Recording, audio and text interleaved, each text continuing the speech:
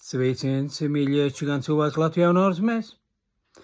Ir vēl viena tāda ļoti svarīga lieta un tāda kā parādība čigānu kultūra vidē un pašos cilvēkos, kas bremzē cilvēkam attīstīties, pareizi domāt, veselīgi domāt.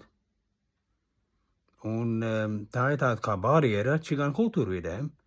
Tas pamatā ir pieaugušiem cilvēkiem, bet vēl jau vairāk tas ir vecākiem cilvēkiem, 50 plus šim vecumam.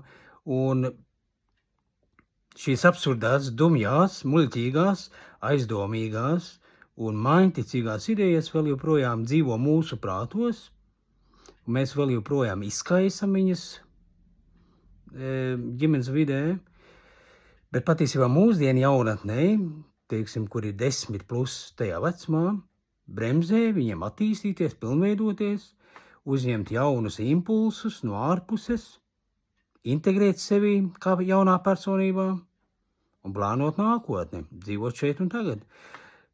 Runa ir par paradoksiem. Čigānu kultūrā ir paradoksa fenomens, kuras ir ļoti absurdas, dumas, stagnējošas, novecotas, nederīgas. Tās nav tikai palamas, šeit ir absurda situācija. Tu runā vienu, bet dari otru. Vārdi nesako darbiem. Vai izdari, un pēc tam sāc domāt, kāpēc es izdarīju, ko es izdarīju. Paradoks ir absurda situācija čigānu kultūra vidē visā Latvijā. Pamatā ir vecākiem cilvēkiem, un vecāki cilvēki, tas ir 50 plus, ģenerē, uztur dzīves un inicē vai izskaisa jauniem cilvēkiem, kuras ir nederīgas, un jauniem cilvēkiem mūsdienās, kuriem ir 10, 15, 20, 30 gadnieki, viņiem ir nederīgi šīs te idejas, un šis te paradoks ir jāatklāj, jānofiksē, ar to es arī nodarbojos.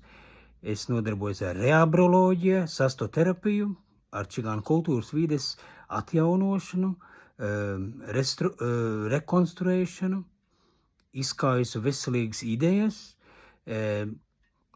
cenšos pieslēgt mūsdienu izpratnē un aicinu un rosinu, izglītoju, kritiski paskatīties uz savu dzīvi, uz čigānu kultūru vidi un mēģināt meklēt atbildes, kādēļ ir tā un ne citādi.